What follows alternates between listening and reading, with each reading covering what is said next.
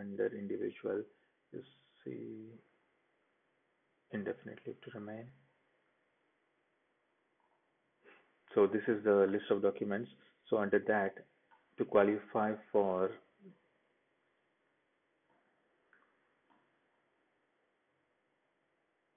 document list of indefinitely on tier 2.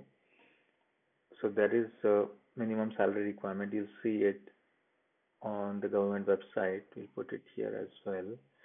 So there is about 35,600. That is the minimum on top of my head. That's how I remember.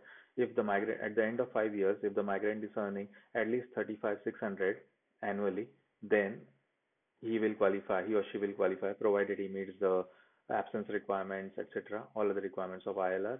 Then he would qualify. He or she would qualify for indefinite leave to remain. Hence, almost 95% of the applicants at the end of so either the visa is given for 3 years, then you can extend it for a further up to maximum of 3 years. So you can do a 3 and then apply again for 3 or 2 or any. You can also apply for 1 year or any other short term, but the fees are usually calculated for 3 years visa and 5-year visa. The 5-year visa would be the double of this fees of the 3-year visa. So usually at the end of 5 years, most of the applicants apply for indefinite leave to remain. Migrants should have at least GBP 945 in savings for at least 90 days. This is the this is the maintenance requirement, Appendix D. Alternatively, the sponsor can certify maintenance. So if the migrant doesn't have this, or the sponsor just wants to cover the maintenance as well. So maintenance means for the first month of the employee's job, the employer will cover that particular worker for his expenses. That is what you are confirming. You don't need to give the money to anyone, but on the certificate you just need to say yes and no, saying yes, I am certifying maintenance, or no, I am not certifying maintenance. So if you certify, then the savings is not required in the accounts of the migrant. Migrant must meet the English language requirement by one of the following: must have passed an approved English test at least level B1. And so all 4 components, this is very important.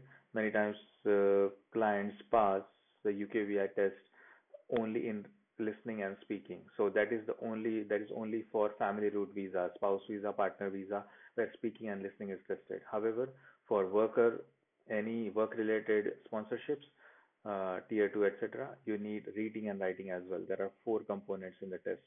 This test can be taken anywhere in the world, or if you have an academic qualification that was taught in English and is recognized by UK NARIC as being equivalent to or above UK bachelor's. So you need to apply if the degree education has been taken other than the UK anywhere else.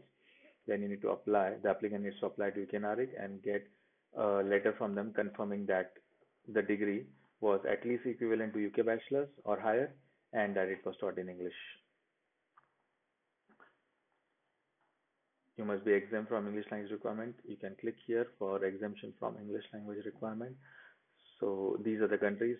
You do not need to meet the English language requirement if you are a national of any of the countries.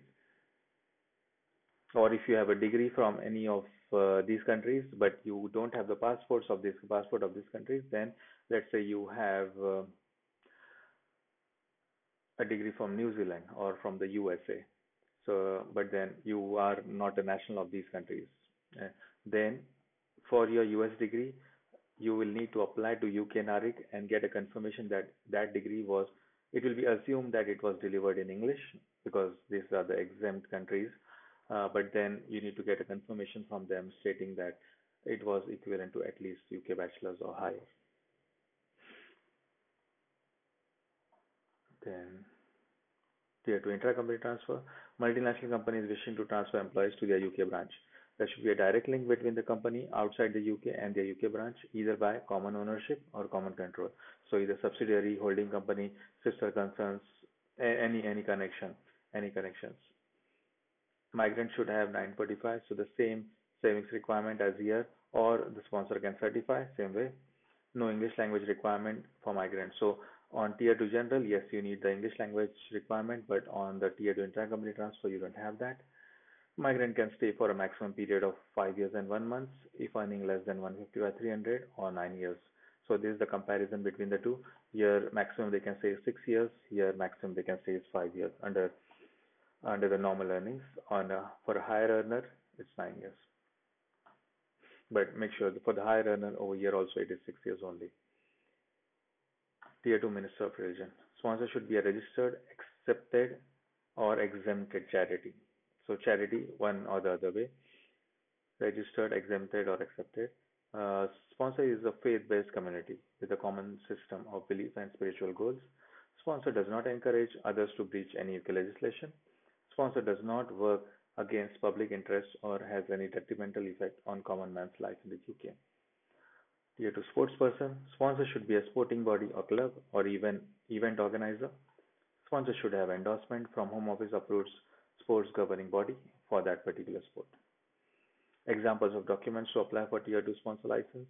So these are the examples. We've also given a list of documents for Tier 2 general. If you click on this link under business immigration, that should open up. So this is the exact list. We also have a video explaining all the documents below that. If for your specific situation, you can also book a consultation with us. If you click here on read more, it will give you all the information. So these are this explanatory video for the documents and everything.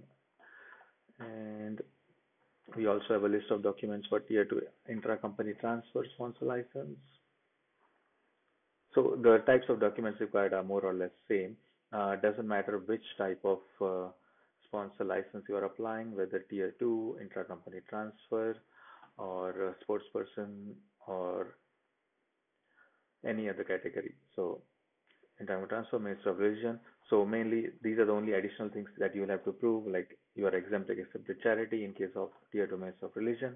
Sports person, for that license you have to prove these 2 points mainly, and those documents as mentioned on the list of documents. Examples would be employer's liability insurance, proof of registration with HMRC, statement of account. If you are a sole trader, you have SA 302, 300, proof of registration with HMRC as an employer to PAYE and NI, latest notice to file a company tax return, both the parts CT603, CT600, both parts should be supplied. Don't supply one part, they will not consider that. Yeah, so that is one important thing. Evidence of registration with the regulatory body. So whichever is your regulatory body, let's say you are a sporting club body, Home Office approved, so you should be on that list, approved body, regulator. Let's say you are a nursing home and you want to apply for a Tier 2 general, so you need to have the CQC registration, Care Quality Commission, that is the regulatory body, and also the inspection report.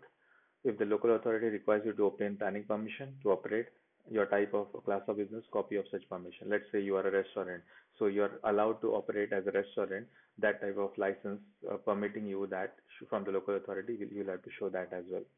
If the business is required to register for VAT as per their turnover, then VAT registration. So if you are in the VATable turnover, then VAT registration certificate, business bank statements or a letter from the bank stating the nature and duration of the sponsor's dealings with the bank, business premises lease, ownership documents, license to serve alcohol, let's say. So if you're a restaurant and serving alcohol, then yes, license to prove that. Sponsor license processing time, usually takes about 3 to 6 weeks. Yeah, still today, today is 12th October 2020. Even now it is between 3 to 6 weeks. It is between 6 to 8 weeks is the normal. But due to COVID-19 crisis now, we are submitting the document digitally. So Home Office may say once you submit the application, it may say that you have to post the documents. But as of now, Home Office is accepting email documents. So you may not be required to, and that is what on the previous call with senior home officials, they have confirmed that they will try to maintain that and not ask for original documents to be posted, because many times they get lost in the post, things go wrong. So they are doing this pilot during the COVID-19 crisis as it is required. So we are sending all digital documents and scanning all the documents, and they are accepting that. This will continue, most probably. That's what they've agreed, but it may change in future.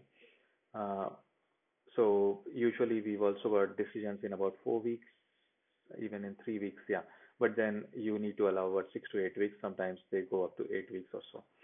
Sponsor license is valid for 4 years. So the sponsor license will be valid for 4 years. Every 4 years, the employer has to renew the license for further 4 years. The migrant's visa does not need to match the license. So the migrant may have a 5-year visa. Say if you apply for 5 years now, but the sponsor license will expire after 4 years. So before the expiry of this, within 3 months of the expiry of the sponsor license, you need to renew it. So you'll have further 4 years. So the sponsor license and the migrant's tier 2 visa or any other visa, they are independent of each other. But at every point, whenever you have a sponsored migrant, you need to have a valid sponsor license. So if this has happened, uh, clients when they were managing the license themselves, they would approach us and for some reason the license expired and they don't remember it. So it's almost 3 months, 6 months, but then that's where all the problems come into play. Then that particular migrant will be without a valid leave because as soon as the license expires, the leave will be curtailed. So all these complications come into play.